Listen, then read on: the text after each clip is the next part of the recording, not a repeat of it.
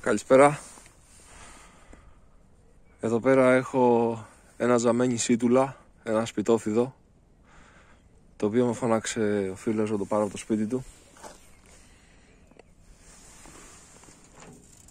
Αυτό που ήθελα να σας δείξω και περισσότερο κάνω αυτό το βίντεο είναι ότι θέλω να σας δείξω ότι αυτό το φίδι είναι υπό εξαφάνιση και απειλείται να χαθεί από τον πλανήτη μας. Και ο λόγος είναι ότι έχει το μεγαλύτερο εχθρό από τον οποίο είναι ο άνθρωπος. Το σκοτώνουν γιατί νομίζουν ότι έχει δηλητήριο. Αυτό το φίδι δεν έχει δηλητήριο. Αυτό το φίδι έχει ιστορία στις Κυκλάδες.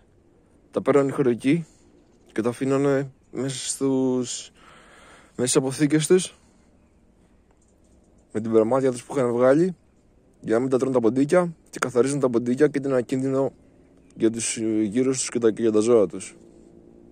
Γίνεται μέχρι ένα 20, ένα 30 λεπτό και ήρθε η στιγμή του να ελευθερθεί. Όπως βλέπετε, μακριά από σπίτια.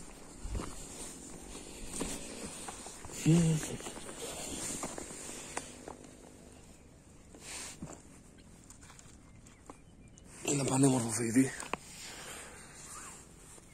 και ντροπαλό αρκετά, ξαναμπήκε πάλι μέσα.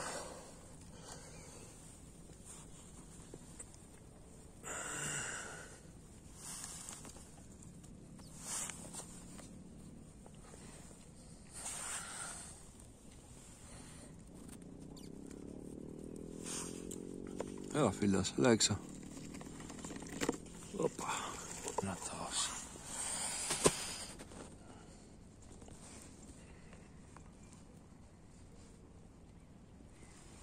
Δεν είναι οχιά, όχι, ούτε αστρίτης. Λέγεται ζαμένη σίτουλα. Είναι σπιτόφιδο και είναι εντελώς ακίνδυνο. Καλό δρόμο φίλος.